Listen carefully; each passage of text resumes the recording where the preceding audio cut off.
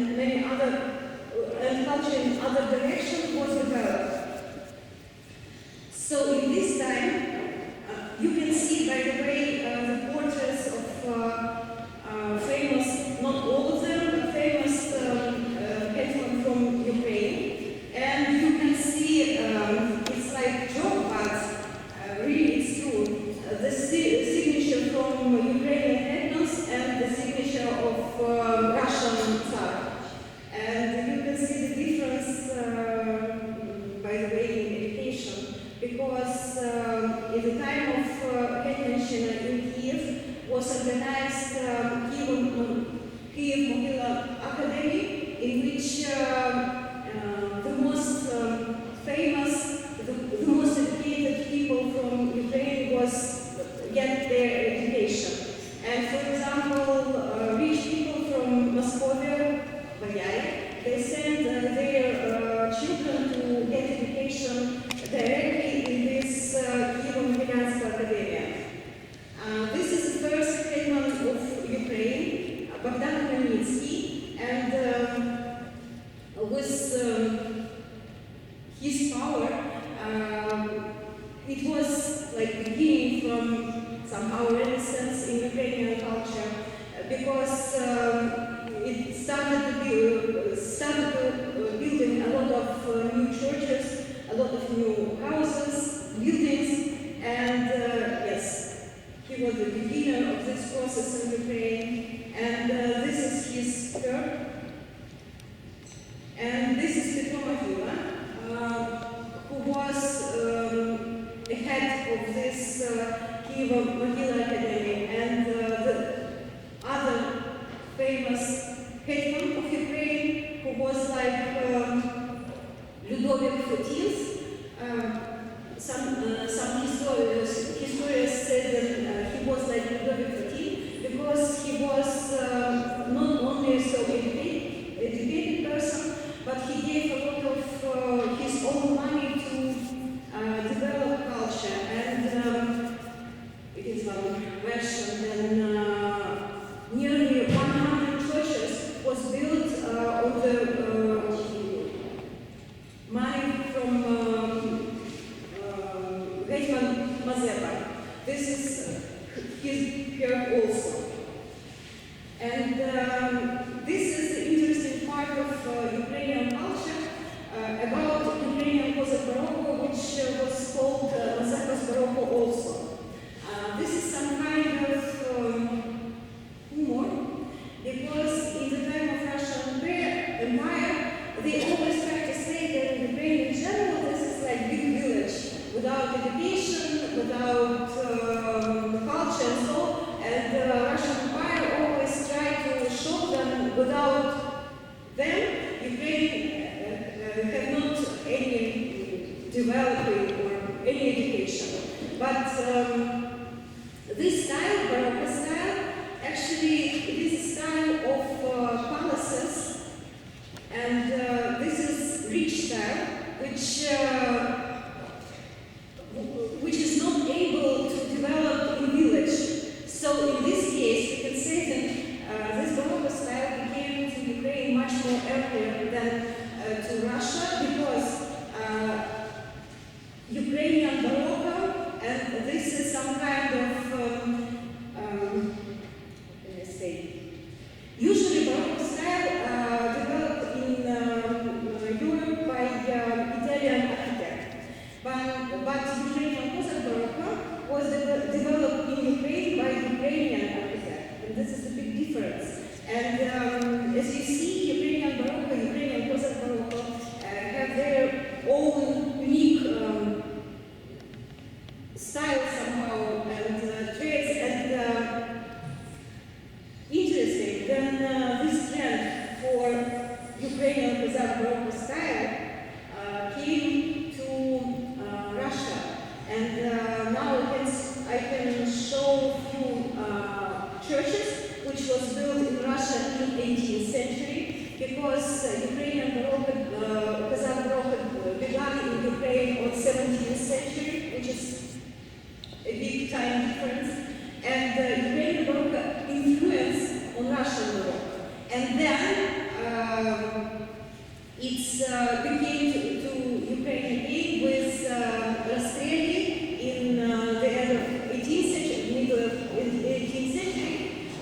it was otherworldly.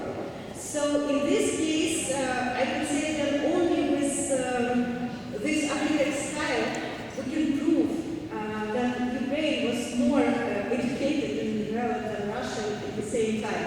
But the question is not about it, and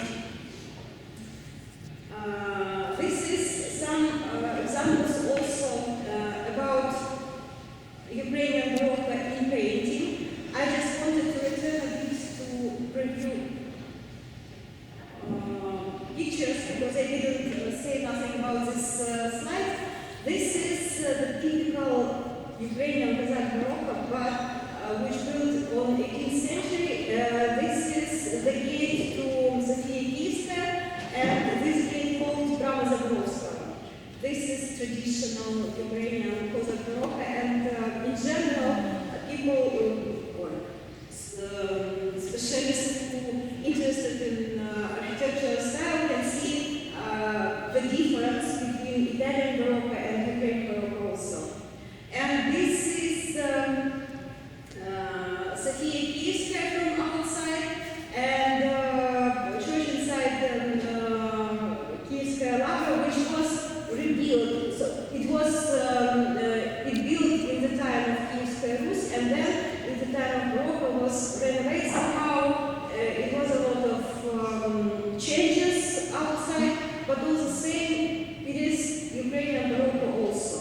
And then about painting, this is also somehow set question that in the time of Vitmanchina, or actually after Hetman Ivan Mazepa, a lot of building was destroyed because he got anathema from Moscow churches. And that's how a lot of building really was destroyed. And what I see here in Germany and what we haven't in Ukraine, sadly, in Germany we can see this continued and this connection between old history and what we can see now. And we can see the steps which connect this history and give people understanding how it was developed. In Ukraine, we almost have not this possibility to see this developing, because a lot of historical memories was destroyed absolutely. For example, now we can see some pictures of the period of Ukrainian Baroque, but a lot of them are anonymous. We don't know the name of artists, because even history was destroyed more than one time. So anytime Ukraine reburned again and somehow rebuilt the history, rebuilt the culture, and so on and so on. But all the same, what I want to show that we also have this red thread which connects all the parts of Ukrainian history. And by the way, this is probably the last word about Ukrainian Baroque, because in the time between Hetman Bogdan Khmelnytsky and Hetman Ivan Mazepa was the time of ruin, in which Ukraine was cut into pieces, into parts, left bank and right bank for Dnieper. In right bank, which is more close to Poland, Ukrainian Baroque was more like classical European Baroque. And you can see examples of work of Georg Hinze. And the next part, actually, I took this three parts of Ukrainian culture. The next part is 19th century. I just want to show something, and I just want to show somehow difference, yeah? Because, of course, when we talk about the culture of Ukraine, of course, and first of all, we talk about Taras Shevchenko. But about Taras Shevchenko, it is one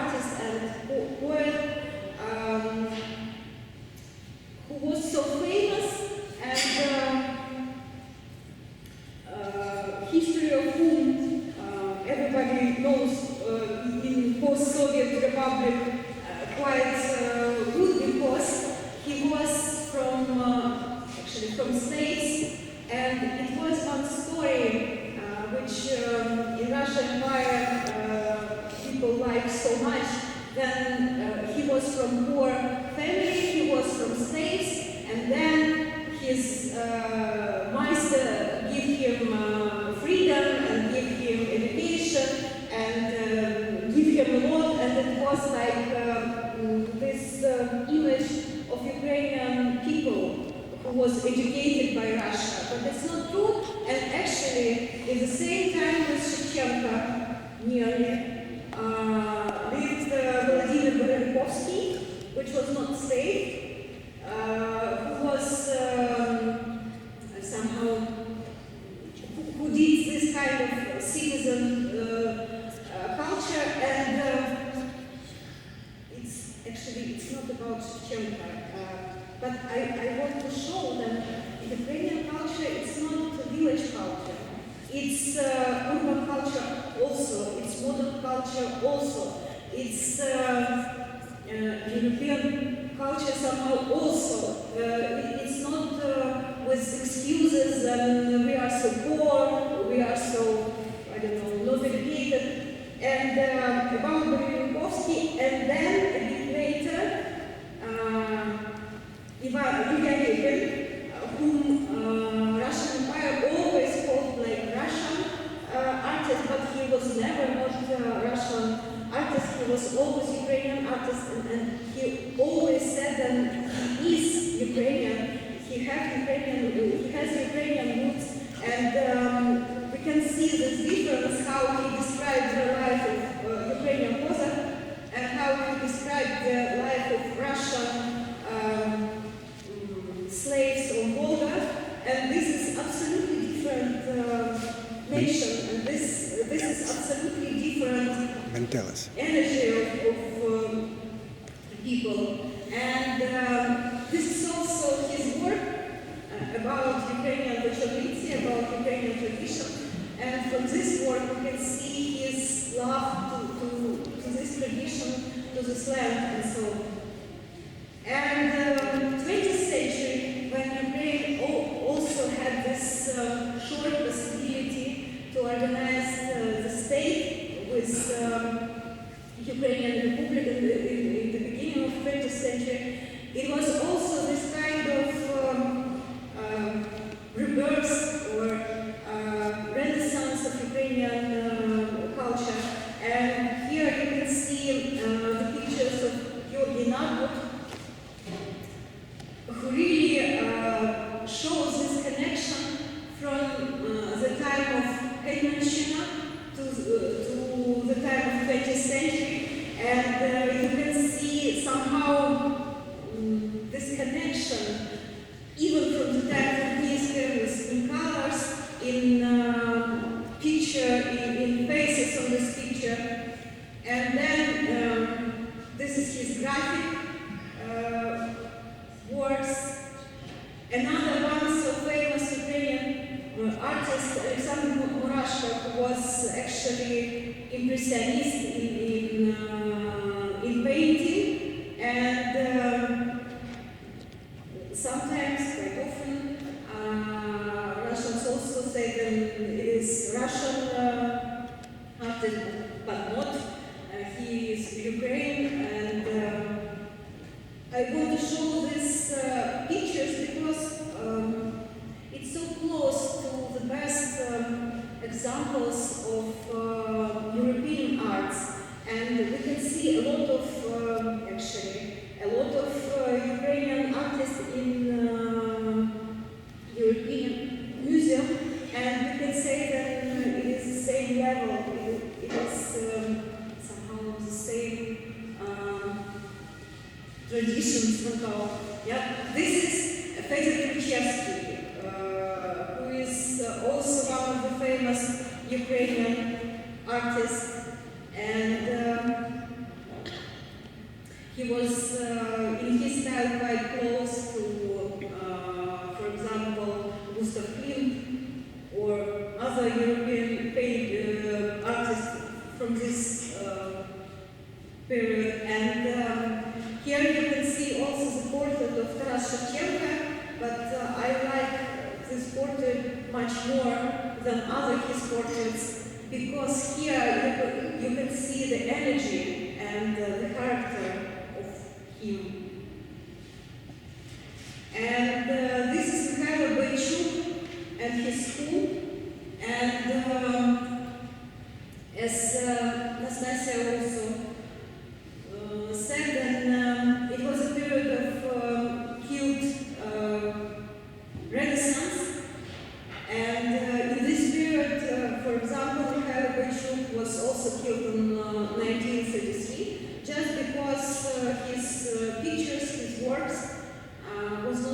Soviet, was not about social reality, not about this ideology. This is works of him and his students also, and as you see, the quality of pictures are so bad because from him leave not a lot of pictures actually, because a lot of his works was damaged. For sure, because he was an enemy of state. This is Anatoly Petritsky, another famous artist in Ukraine.